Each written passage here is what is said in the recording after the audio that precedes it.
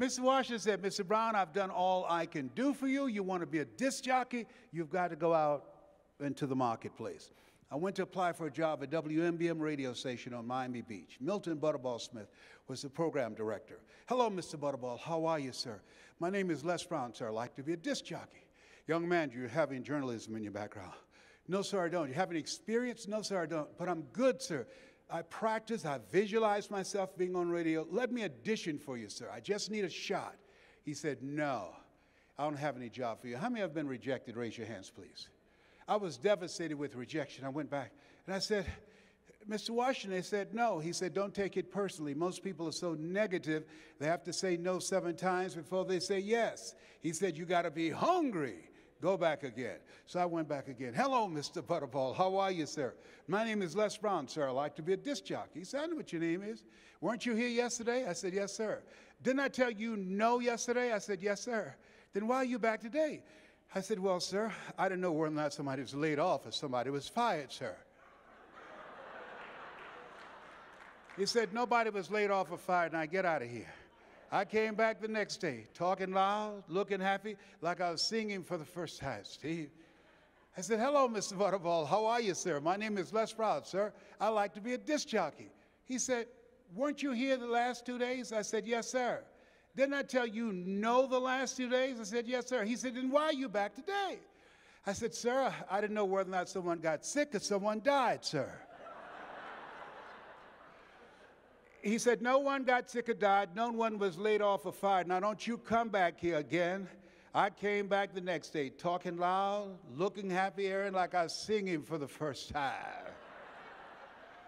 I said, hello, Mr. Butterball, how are you? He looked at me with rage. He says, go get me some coffee. I said, yes, sir.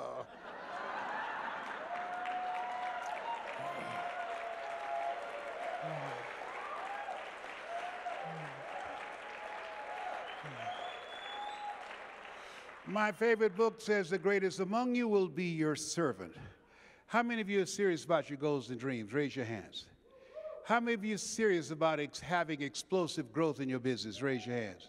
Very good. Write this down. Provide more service than you get paid for. Provide more service than you get paid for. Talk to 4 times more people. Impact them. Ask questions. Get to know them. What drives them? What is it that keeps them up at night? And how what you have, how it would provide a service for them. So I became an errand boy for the disc jockeys. I'd go get their lunch and their dinner and stand in the control room watching them work their hands on the control board. Let us say together, I expect to win. I expect to grow my business. I expect to attract more people.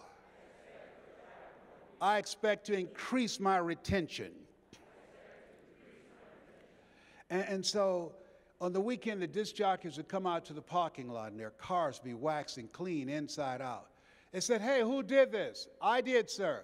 How much you charge, young man? Oh, nothing, sir. I just wanted to help out. Write this down. Give before you ask. Yes, I was giving service before I asked what I wanted them to become a part of. And that was my dream of becoming a disc jockey. And so they said, hey, Donna Ross and the Supremes are coming to town, the Four Tops and the Temptations. Here are my car keys. Pick them up and take them to the Fontainebleau Hotel on Miami Beach. Thank you, sir. Be my pleasure, sir, to accommodate you. I would drive them all over Miami Beach in the disc jockeys' big, long Cadillacs. I didn't have any driver's license, but I was driving like I had something.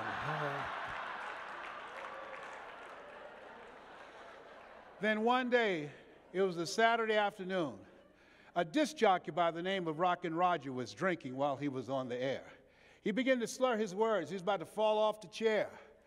Saturday afternoon, and I was the only one there, looking at him through the control room window,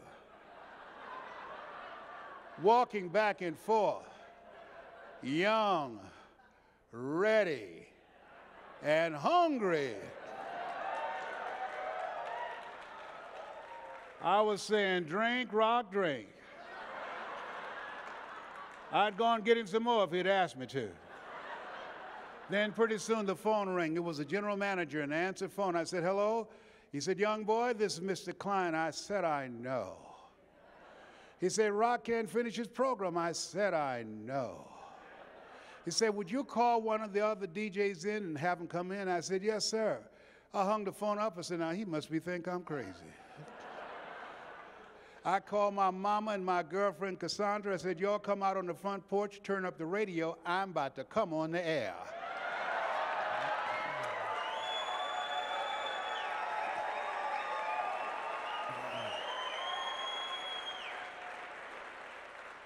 I waited for about 20 minutes, and I called him back and said, Mr. Klein, I can't find nobody. He said, young boy, you know how to work the controls? I said, yes, sir. He said, you go in there and don't you say nothing here. I said, yes, sir. I couldn't wait to get old Rock out of the way. I said, look out, this is me, LB Triple P. Les Brown, your platter playing papa. There were none before me, and there will be none after me. Therefore, that makes me the one and only.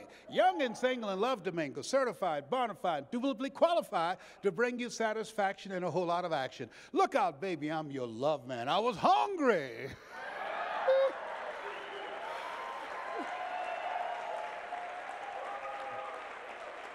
Shake someone's hand on your right and left and say, you got to be hungry. Do that right now. Say, you got to be hungry. Do that right now.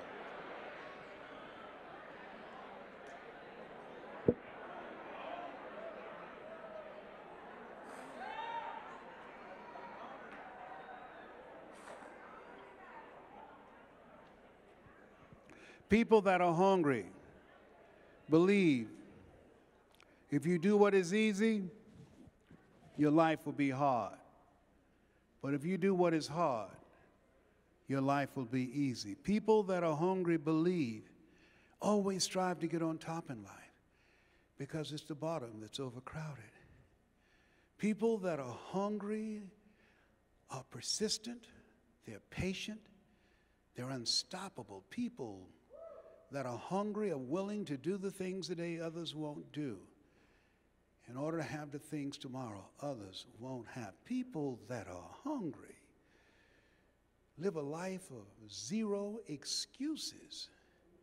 People that are hungry know that if you want to build something, you must have the will